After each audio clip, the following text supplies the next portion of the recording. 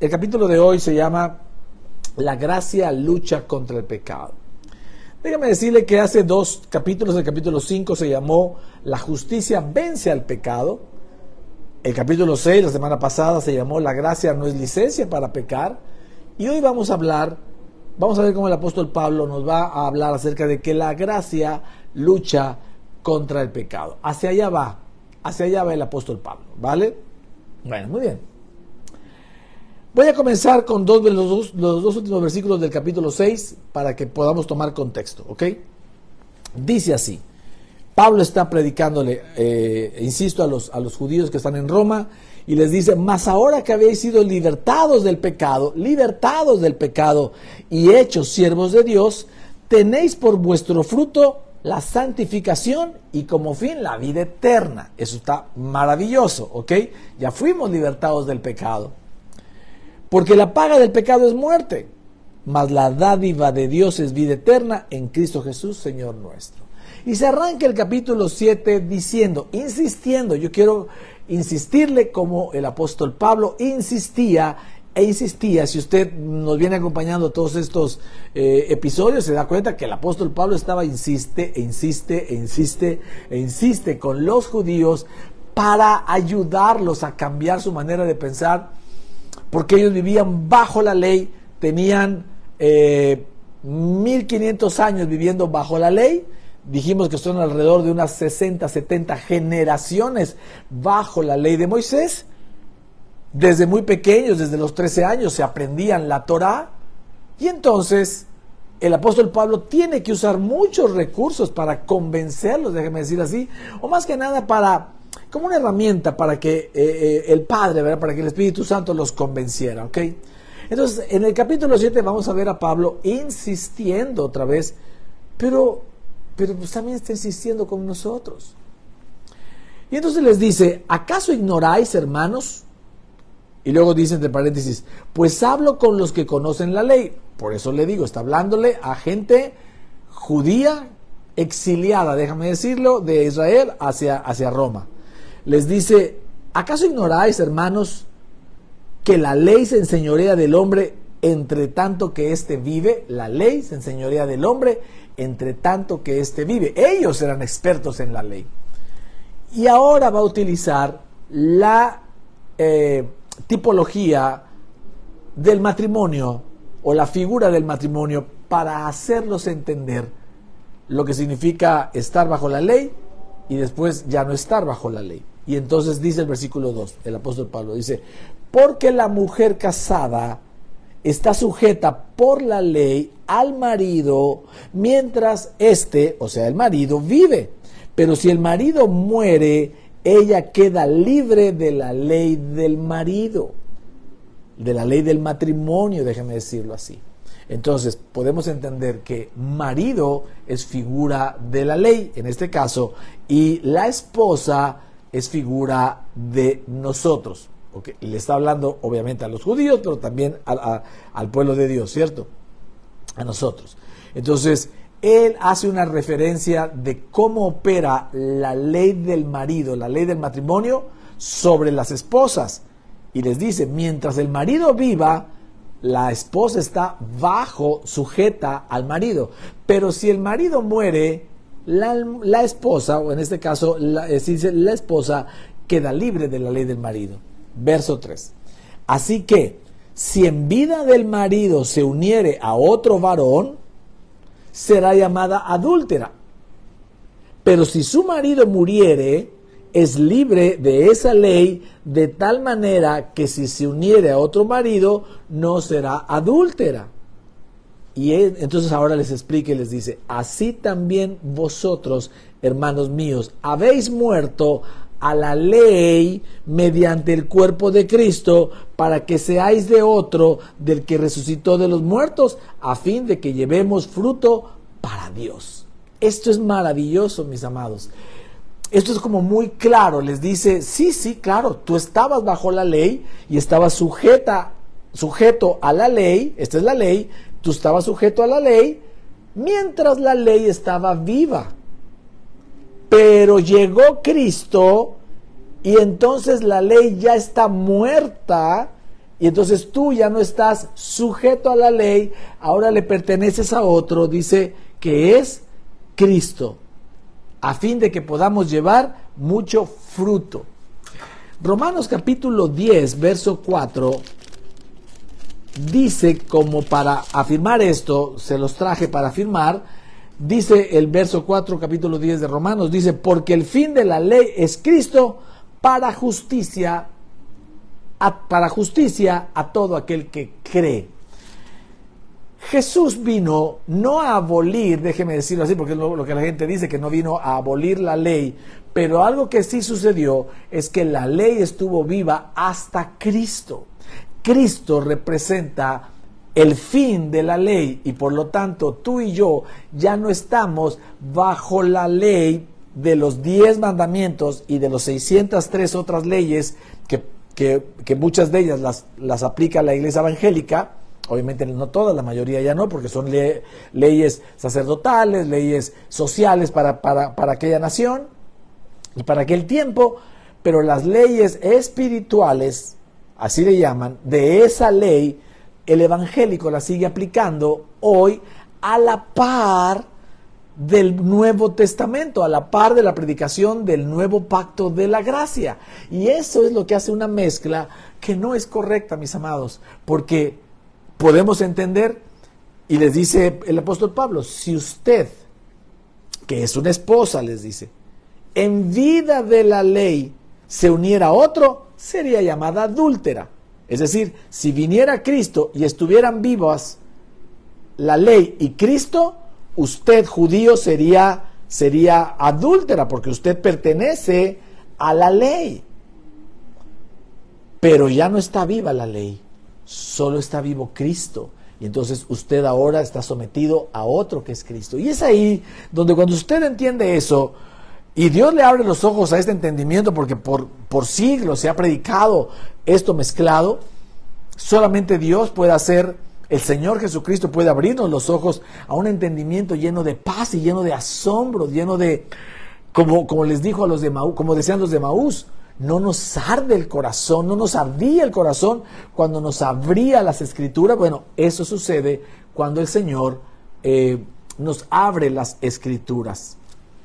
Nos arde el corazón, a mí me arde el corazón de encontrar en estos pequeños párrafos que los hemos leído por años y nos han parecido como, bueno, le está hablando a ellos, sigue lo que, bien, o sea, sigue adelante, hay cosas mejores adelante. La realidad es que estos 4 pequeños versículos que le acabo de leer son maravillosos para nosotros, para el entendimiento de que ya no estamos bajo la ley, porque la ley murió con la llegada de Cristo. El fin de la ley es Cristo, como le leí en Romanos capítulo 10, verso 4. ¿Vale? Sigo explicándome. Dice en verso 5. Va a usar Pablo muchos, ¿y por qué? O sea, está explique y explique y explique y explique. Dice, porque mientras estábamos en la carne, las pasiones pecaminosas que eran por la ley obraban en nuestros miembros llevando fruto para muerte. Pero ahora estamos libres de la ley por haber muerto para aquella en que estábamos sujetos, de modo que sirvamos bajo el régimen nuevo del Espíritu, que es la justicia y la gracia, lo he explicado en otros capítulos, pero sirvamos bajo el régimen nuevo del Espíritu Santo y no bajo el régimen viejo de la letra. De la letra se refiere a la ley. Y aquí vamos a empezar a ver cómo el apóstol Pablo, después de insistirles y explicarles con el tema del matrimonio, cómo ellos ya no están bajo la ley, también les va a decir que ya no están sujetos al pecado que los asedia o asediaba con respecto a la carne. Vamos a entrar a ver eso. El apóstol Pablo empezó explicando eso porque va a empezar a dirigir su predicación, su carta, la va a empezar a dirigir ahora para el entendimiento acerca del pecado, cosa que ya les explicó en el capítulo 5, hablando de la justicia, y les dijo que la justicia terminó venciendo al pecado, y en el capítulo 6 de la semana pasada hizo un coloquio, ¿verdad? Un redoble, una terminación, diciendo que la gracia no es licencia para pecar, como muchos predicadores de la mezcla dicen acerca de la predicación del Evangelio de la Gracia. Ellos dicen que si a la gente le quitamos la condenación que hay detrás del pecado, la gente se va a ir de bruces para pecar sin que lo detenga nada, porque ya se sabe perdonado, ya se sabe justo, ya se sabe que la gracia opera en él y ya no opera la ley, y eso le va a provocar a pecar. Y el apóstol Pablo en el capítulo 6 la semana pasada dijo claramente que no. Si usted no lo vio, aquí mismo en esta misma página usted lo puede buscar, ¿sale? Unos pasos hacia atrás, ahí va a encontrar seguramente la prédica del domingo, y el siguiente video debe de ser el capítulo anterior, ¿vale? Entonces el apóstol Pablo dice que ya no sirvamos bajo el viejo pacto de la letra, sino que ahora sirvamos bajo el nuevo régimen del Espíritu, que yo se lo resumo como el régimen de justicia, de la justicia y la gracia. Sigue diciendo el apóstol Pablo en el verso 7, dice: ¿qué diremos pues? ¿La ley es pecado? En ninguna manera. La ley no es pecado, pero dice el apóstol Pablo, pero yo conocí el pecado, más bien dicho, pero yo no conocí el pecado sino por la ley. Dice, porque tampoco conociera la codicia si la ley no dijera, no codiciarás. La semana pasada leímos, ¿verdad?, que antes de la ley también había pecado.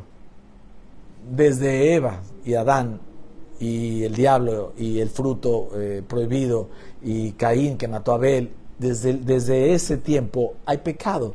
Pero el Señor habla de que al no haber ley, no había en el hombre la manifestación del pecado. Si yo le puedo resumir algo que inclusive prediqué el domingo pasado, antier, es que la ley vino para que el pecado que ya el hombre tenía dentro por la caída de Adán y Eva fuera manifestado. O sea, haga de cuenta que el aroma de muerte con el que el hombre vivía por el pecado de Adán y Eva, de repente con la ley saliera a flote ese aroma de muerte y el hombre se diera cuenta del pecado que está cometiendo y se diera cuenta el pecado en el que vive por la obra de Adán, ¿verdad? O el primer Adán, se diera cuenta que no habría manera de que él pudiera con sus obras librarse de todo este aroma de muerte y pudiera voltear a ver hacia el futuro, a entender que por eso el Señor junto con la ley estableció los sacrificios que implicaban la muerte, la sangre derramada de un cordero inocente, que al final de los tiempos, al final de 1500 años, vendría Cristo como el Cordero de Dios que quita el pecado del mundo para siempre. Este Cordero de los sacrificios del Antiguo Testamento lo quitaba por un año, nada más. Entonces, bueno, todo eso lo explicamos en una parte del domingo y otra parte en el capítulo pasado. Entonces, dice el apóstol Pablo, ¿la ley es pecado? No, para nada, de ninguna manera. Pero yo conocí el pecado porque apareció la ley. No conociera la codicia si la ley dijera, o si la ley no dijera, no codiciarás. Verso 8 dice, mas el pecado, tomando ocasión por el mandamiento, produjo en mí toda codicia, porque sin la ley el pecado está muerto. Antes de la ley, el pecado estaba muerto, por eso Dios trataba con su pueblo, y quien trataba con Dios recibía la gracia, aunque no hubiera ley, aunque hubiera pecado. ¿Me explico? Antes de Moisés. Y después de Moisés es igual, solo que ahora la gracia tomó un nombre, y ese nombre es Cristo. Pero durante la ley, esos 1500 años de Moisés a Cristo, dice el apóstol Pablo, dice, porque la ley tomó por ocasión por el mandamiento, como no lo cumplí, dice, produjo en mí toda codicia, porque sin la ley el pecado está muerto. Y yo sin la ley vivía en un tiempo, pero venido el mandamiento, el pecado revivió y yo morí, dice el apóstol Pablo. Y hallé que el mismo mandamiento que era para vida, a mí me resultó para muerte, porque ahora ya estaba bajo la ley. ¿Ok? Verso 11 dice, porque el pecado, tomando ocasión por el mandamiento, me engañó y por él me mató. De manera, dice el apóstol Pablo, que la ley a la verdad es santa y el mandamiento, o sea, lo que trae la ley y el mandamiento es santo, justo y bueno. Eso es algo que tenemos que entender. La ley como tal, déjame decirlo así, la ley como tal, la Torah, incluyendo los profetas y los salmos, la ley como tal es santa, justa y buena. Pero algo que tenemos que entender acerca de la ley es que esa ley, que era santa, justa y buena, no podía hacer ni santo, ni justo, ni bueno a nadie, porque al mostrarle su pecado y evidenciarle su pecado, el pecado tomaba lugar y traía muerte al hombre. ¿Me explico? La ley no puede justificar, no puede santificar y no puede hacer bueno a nadie. ¿Quién hizo eso? Cristo. Cristo se convirtió, según 1 Corintios 1:30, Cristo se convirtió en nuestra sabiduría, nuestra justificación, nuestra santificación y por lo tanto nuestra salvación. ¿Vale?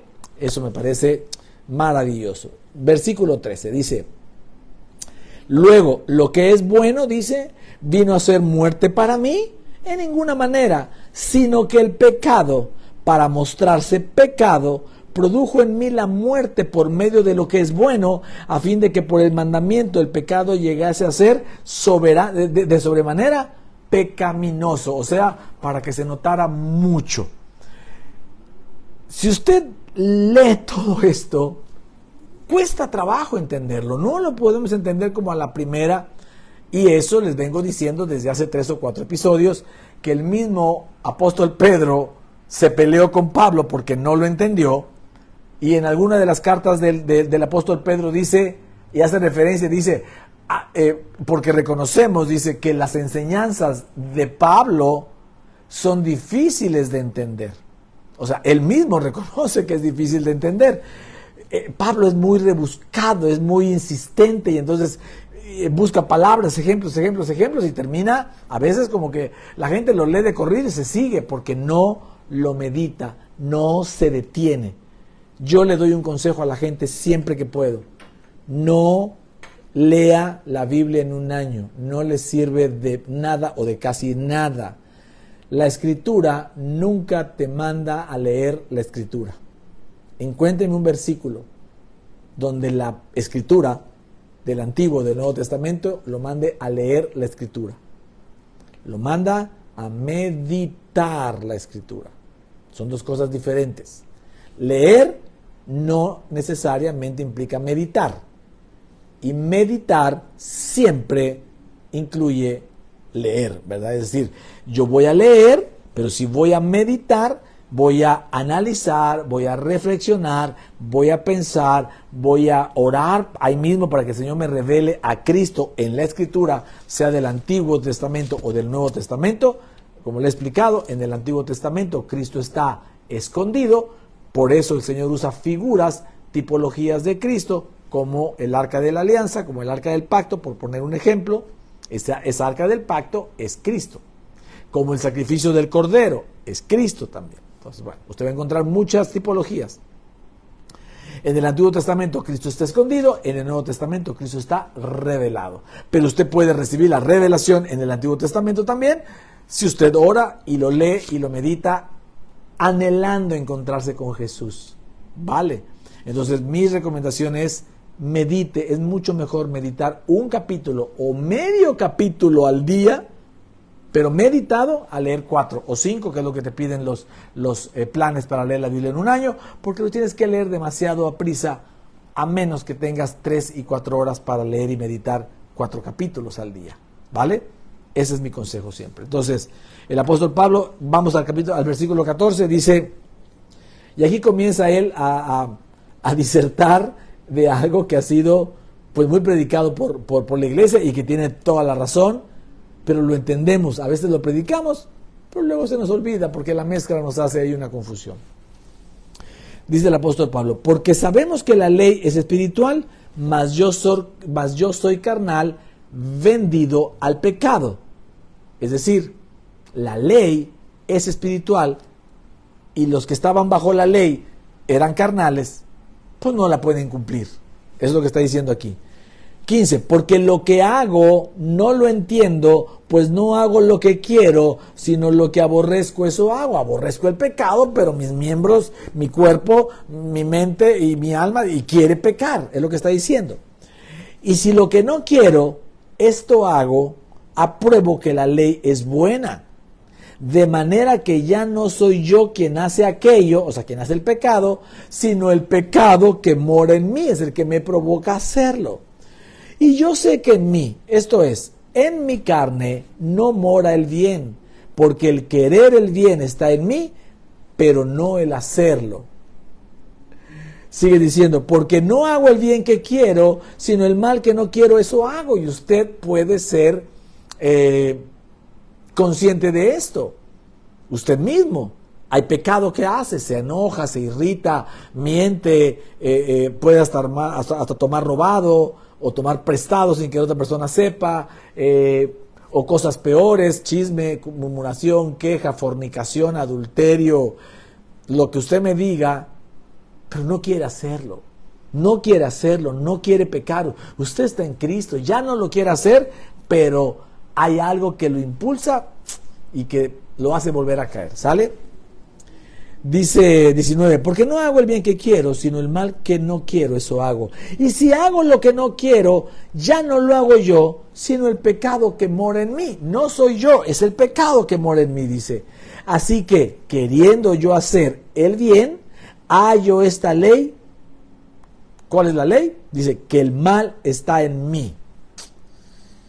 ¿Qué disertación? Lo que quiero no hago, lo que no quiero eso hago, no lo hago yo, lo hace el pecado en mí.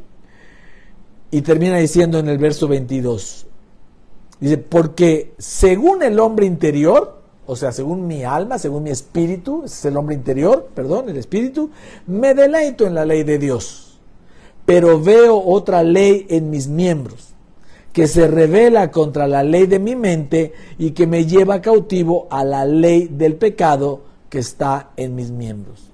O sea, porque según el hombre interior me deleito en la ley de Dios. O sea, yo digo, usted lo dice, que nos deleitamos en el Señor, pero hay otra ley en la carne que me hace pecar, dice que se revela contra la ley de mi mente y que me lleva cautivo a la ley del pecado.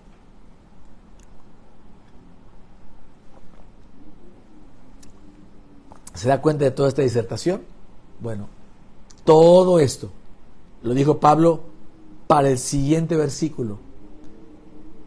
Y el siguiente versículo lo dijo para dar pie al siguiente versículo que ya está en el capítulo 8, que vamos a dejar para la próxima semana el estudio completo, pero sí vamos a leer un poquito del capítulo 8 para que no se me quede con la tentación, ¿vale? Dice Pablo, después de disertar todo esto, dice, miserable de mí. O sea, escuche las palabras. Dice, miserable de mí, ¿quién me librará de este cuerpo de muerte? ¡Wow!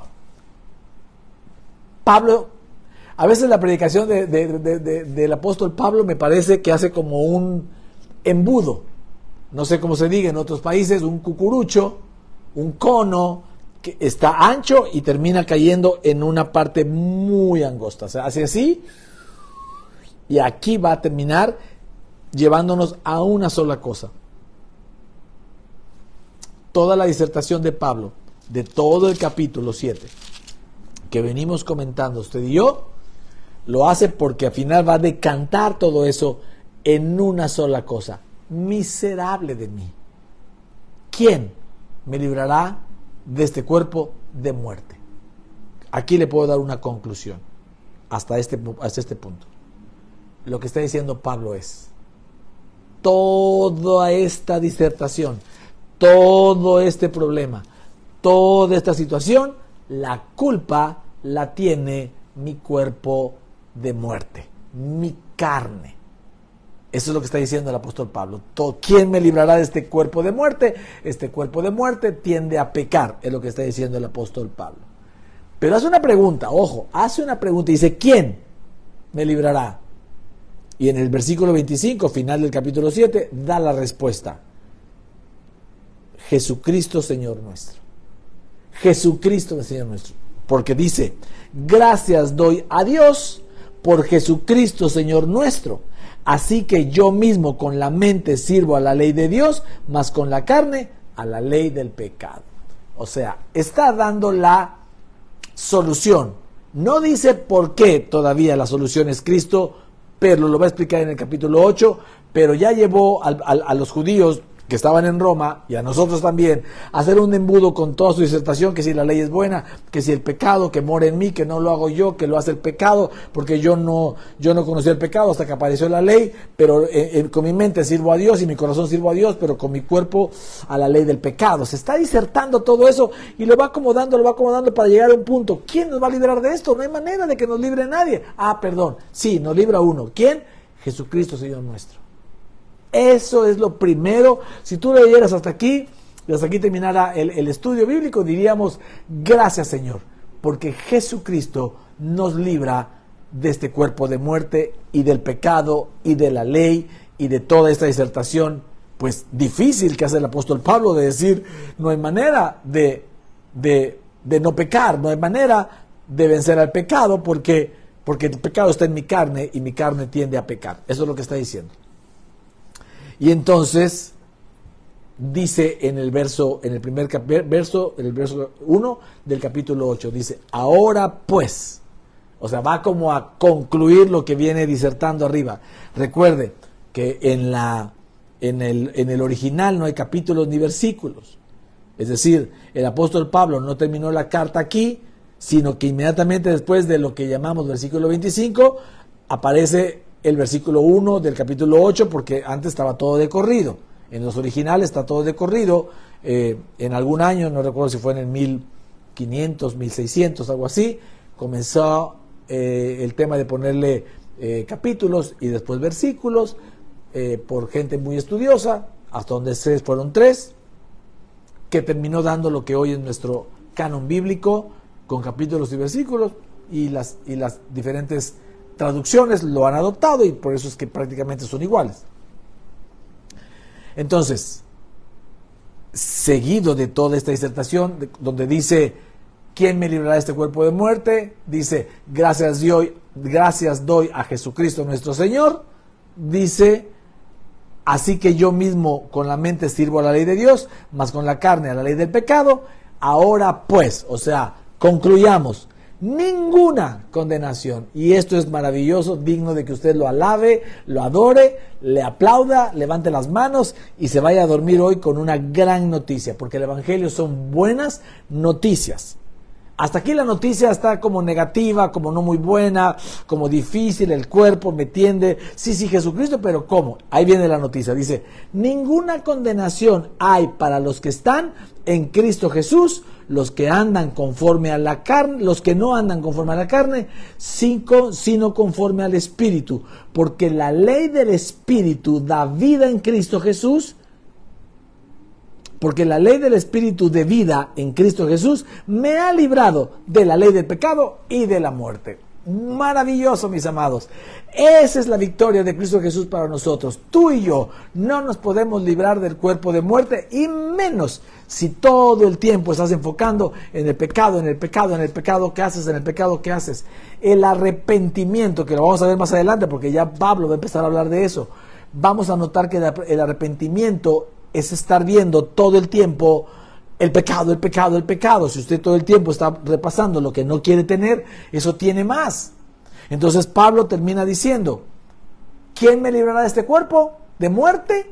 Que genera muerte porque tiende al pecado. Jesucristo nuestro Señor, porque Él, el sacrificio en la cruz hace que no haya condenación para los que estamos en Cristo Jesús. Dice, porque la ley del Espíritu de vida en Cristo Jesús me ha librado de la ley del pecado. Esta ley esta ley, el Antiguo Testamento, esta ley ha muerto con Cristo y por lo tanto, si ya murió la ley, ya el pecado no es tomado en cuenta. Por eso es que no hay condenación a tu pecado, dice, porque Jesús te ha librado de la ley del pecado y de la muerte. Amén. Hasta aquí lo vamos a dejar, este versículo hasta aquí lo vamos a dejar, porque vamos a preparar el siguiente episodio la próxima semana.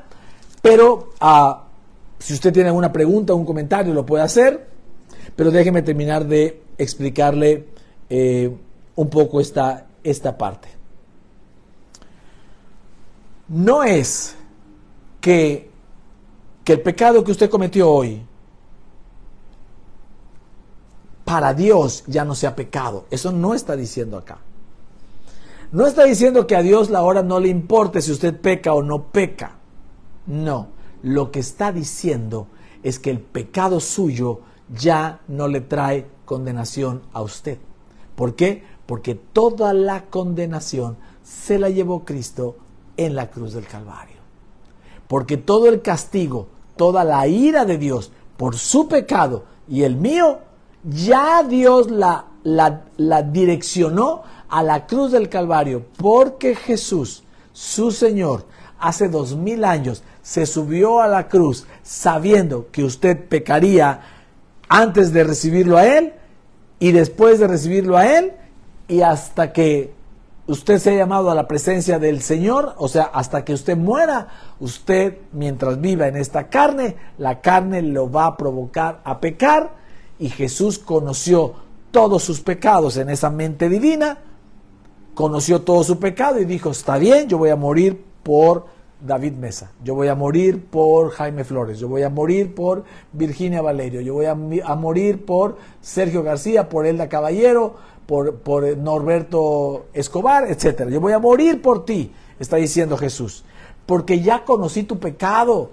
No creas que morí solamente por los pecados hasta antes de que me conocieras, dice Jesús. Yo ya sé que tú vas a pecar y tal día y tal fecha, y te pudiera decir fecha y hora en el que vas a caer. Pero Jesús ya pagó por ti la condenación. Esa es la razón por la que Dios, cuando te voltea a ver, no te puede condenar por lo que hayas hecho, porque esa condenación ya fue pagada. Tan así que Dios dijo, me puedo olvidar de tu pecado. ¿Por qué? Porque ya lo pagó mi Hijo. Y se olvida de tu pecado. Tú quieres ir a orar, ahora que conoces a Cristo, para decirle, perdóname, Señor, por este pecado. Y el Señor te dice, ¿what? Porque el Señor ha de hablar inglés también, por supuesto, ¿verdad? ¿What? ¿De qué pecado me estás hablando? ¿Ya me olvidé de él? Si tuviste algún pecado, te debe decir Dios, pues ya se lo llevó mi Hijo, ¿cierto? Y si se lo llevó, yo descargué toda mi ira en él, pero él venció a la muerte, venció al pecado y se llevó toda tu condenación. ¿De qué me estás hablando? Entonces, ¿qué hace uno? Agradece uno el perdón del pecado.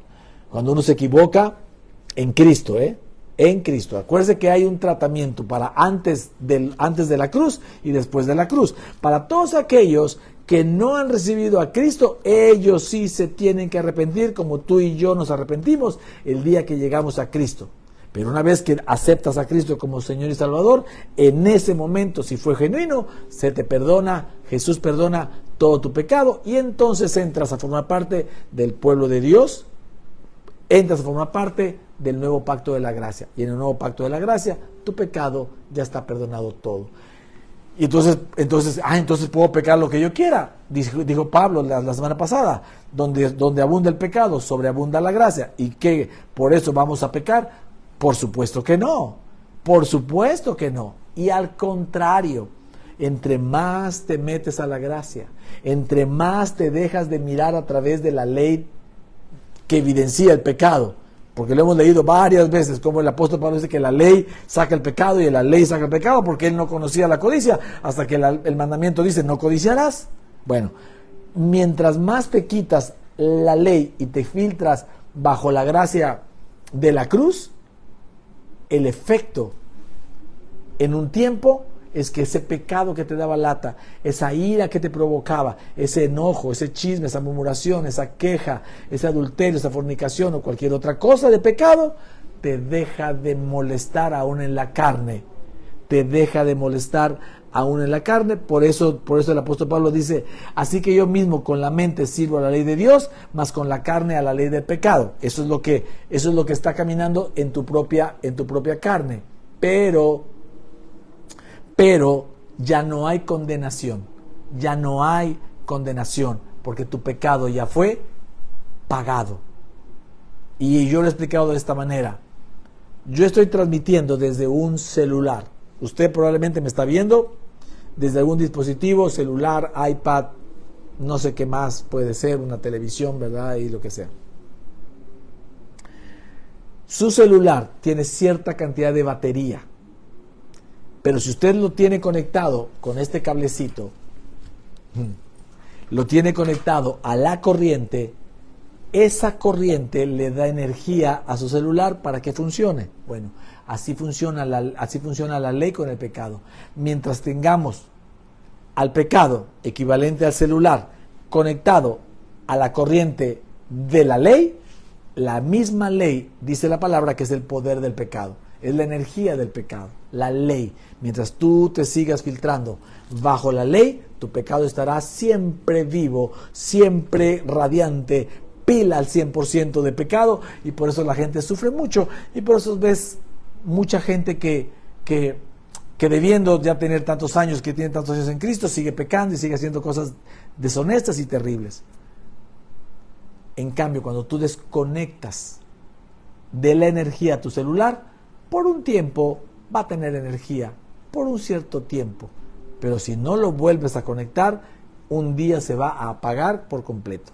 Si entendimos la analogía, que el celular equivale al pecado y la conexión a la corriente eléctrica equivale a la ley, pues el día que tú le quitas la conexión a tu pecado de la ley y te metes bajo la gracia de Cristo, poquito tiempo después, algunas veces inmediato, algunas veces un proceso un poquito más largo, pero tarde o temprano vas a dejar de pecar en eso, vas a dejar de airarte, vas a dejar de culpar a otros, vas a dejar de chismear, de fornicar o de adulterar, aunque lleves muchos años haciéndolo. Eso es lo que produce la gracia. Por eso el capítulo se llamó La gracia lucha contra el pecado.